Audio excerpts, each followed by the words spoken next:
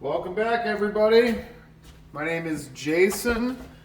This is Pig's Eye Pottery. Today, I am going to be demonstrating how to throw, how I throw the body of a pitcher. I admittedly have not made pitchers in probably 10 years. So this should be interesting. I've thrown a few forms that you might be able to see through the corner here. We're gonna jump right into it. I think the reason that I have not made pitchers is because I am not great at making the spout. So I will walk through and teach you, I'll walk through and tell you why I'm doing some of the things that I'm doing and the rationale behind them as far as what I've been taught on how to make pouring vessels with a spout. And we'll see if I can actually practice what I preach, and we'll see how it goes. So I'm starting out, these are gonna be pretty big pitchers.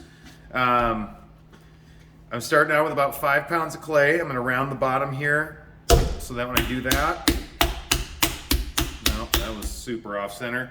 It doesn't trap air underneath the clay.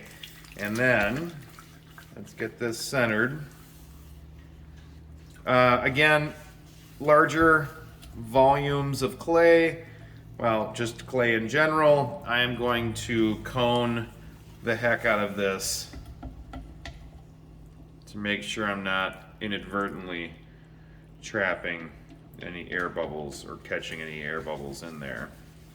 Okay, so this pitcher, with this particular shape that I'm going to make right now, I'm going straight up vertical, and then I'm going to give it a bit of a belly, and the belly is where I'm going to start the path for the spout. So I can kind of see there's some weirdness happening here, so I'm just going to cone it up one more time and down, just like that. Okay, so to start, I'm going to drop the well, and I'm going to drop it pretty deep because I am not going to trim a foot into these pitchers. It's just going to be kind of a flat bottom. So dropped the well pretty far deep, whatever that little phrase was. And then now I'm going to take my sponge, spread out the pressure a little bit, put my hand in the well like this, and then all I'm going to do is just pull to my palm to open this up to the thickness I'm going for. By the way, when I'm pulling the clay out like this, my right hand is actually kind of compressing the rim as I do it.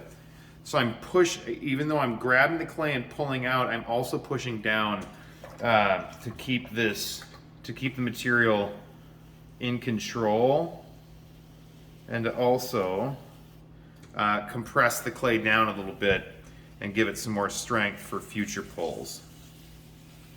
Just like that. So I'm going to rein that in just a touch. Okay. With these taller forms, what I want to do is I want to move a fair amount of material efficiently, so within a couple of different pulls. And so when I pulled that clay out, I was basically just establishing the thickness or the width of the bottom of the foot of the form. And then since I'm going to come up with it, I'm actually just collaring it in just a touch. I found if I try and do a pretty dramatic pull with that stout sort of donut of clay, sometimes it'll rip right off the wheel if I'm a little too wild with it. So again, in previous videos, I've showed you how when I do larger pulls, this first pull, I'll use my knuckle on the outside, so I'm kind of rolling my hand over, grabbing that clay gently, slowing the wheel down a touch, and then I'm pushing in pretty dramatically with a fair amount of pressure just to get that clay to come up, and then my inside hand is just kind of functioning like a backstop. So I'm pushing against my inside hand. Again, after every pull, I usually come through and compress the rim quite a bit too. So loading up the sponge, getting some water on there. On this next pull, here's the deal. With taller forms, I do not want to thin out the bottom before the walls up top are thinner. The reason for that is if the bottom's too thin and I'm going to pull clay that's north of that, it'll start twisting and torquing. So on these next poles, I'm going for, as far as wall thickness, I'm going for a tapered thickness to start. So I'm grabbing that clay gently, I'm gonna leave some down there. And then as I come up, tapering up, and then as I get toward the top, this is where the wall is gonna be the thinnest after this pole, except for that rim. I'm gonna leave that rim a little bit thicker and compress it just like that, okay? I'm gonna do yet another pole with this sponge because there's a fair amount of material still, and I only go to my fingers when I'm working with thinner walls and when I really want to understand what's going on with the clay.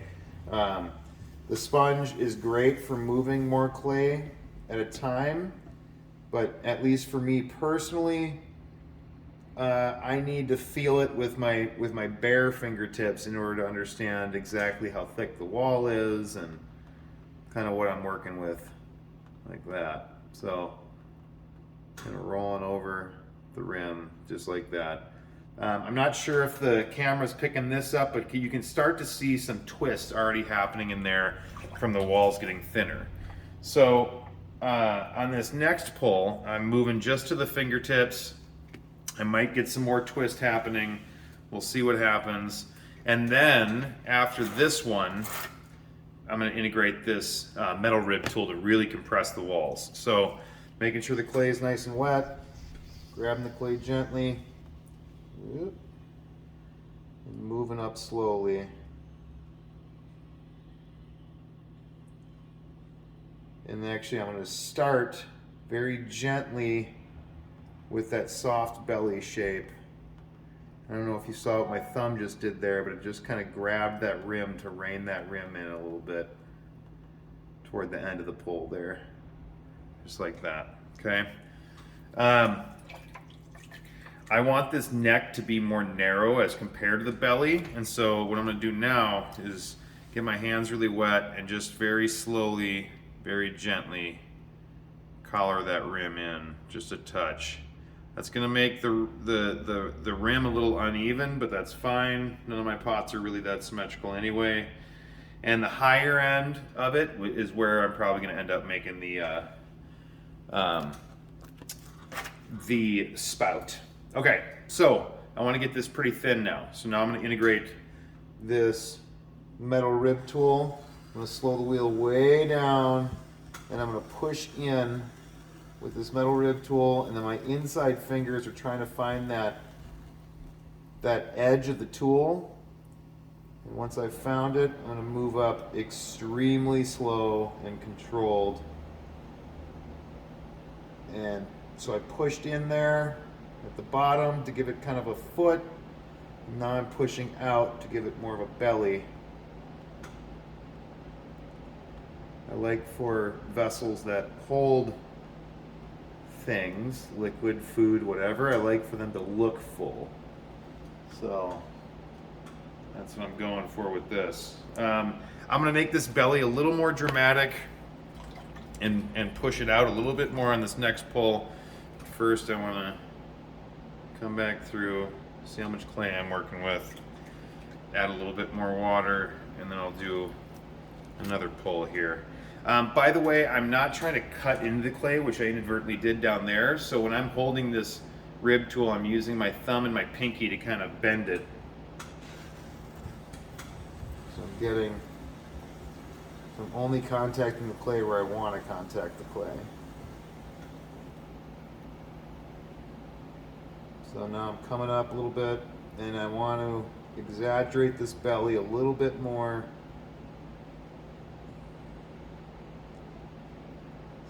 Push out here, just trying to get the general shape that I'm going for. That seems about right.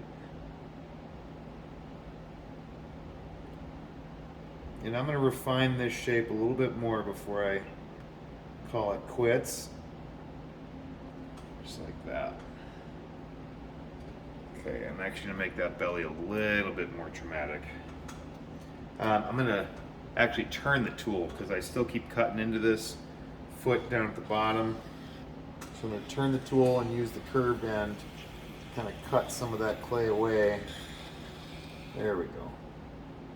Whoop. And then very gently, very slowly, pushing this clay out to give it a nice full belly. And then I'm going to stop right there, about halfway through the belly.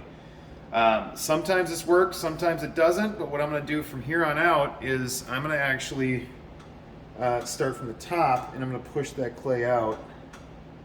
You know what? I'm not going to do that. I'm going to start here where I stopped, and I'm going to push that clay out a little bit more to give that belly a little bit more volume. And then now I'm using the tool from the outside to really push in and kind of gently collar that clay back in there. Create a nice ridge. Okay, cool. Quit while you're ahead. I really want to keep tinkering, but yeah, got a decent shape. I'm going to integrate now the smaller rib tool to add some texture to the outside and also really fine tune that shape. And so I'm grabbing this clay, and I'm actually not really compressing so much as I'm just trying to leave some heavier throw lines in here. Okay, there we go.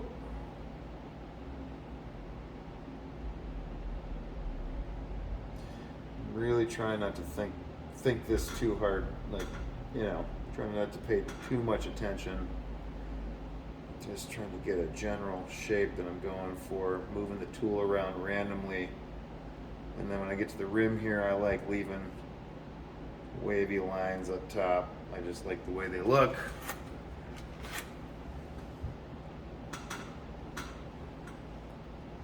Let me get back down in here. And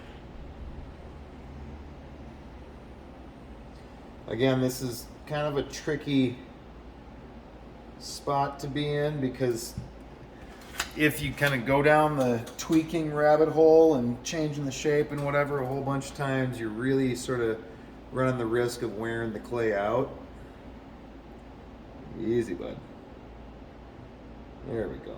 Okay, that looks pretty good. I'm going to leave it at that. I'm going to use this tool to kind of take the edge of it and create a little angle for the inside. That should hopefully pour better after I stretch and pull the rim.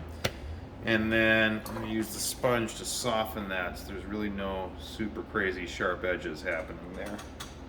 Just like that. So, all right, there is the body to the pitcher.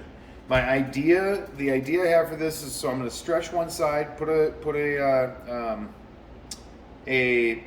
spout, there we go, on it, and then I'll take a handle, and what I'm going to do, and I'll see if I can't edit this together, but I'm going to put the handle on there and then loop it out and attach it to the belly. So I'm thinking with balance as far as pouring the water will be down here. It'd be nice to have a handle a little bit higher up so that when you go to pour it, it's all balanced out. And then these walls are pretty thin down here, so all I'm going to do is take this wooden rib tool, cut some of that clay in a little bit, and then I'm going to undercut it but at an angle, and that'll see how it kind of lifts the pot up off the wheel. And so I'm going to do very minimal trimming on this particular form. So a little puddle of water to help this thing come off later on down the road, undercut it, and then use my little scraper tool to take the whole bat off the wheel like that. So cool. There is one of the ways I make pitchers. Again, I haven't done that in like 10 years, so we will see how they turn out. I'll update some, actually, you know what? I'll make a separate video of me stretching the spout, kind of creating that little situation. I can actually show you here. Here's one that's similar to it, and that spout I'm not super happy with, but I'll show you how I did that in another video here. Okay. So again, thank you. Like, subscribe down in the description if you find some value from these videos. There are ways to support the channel. Otherwise, until the next time, yeah, be a wonderful human being. Have a wonderful day, and we'll see you soon. Peace.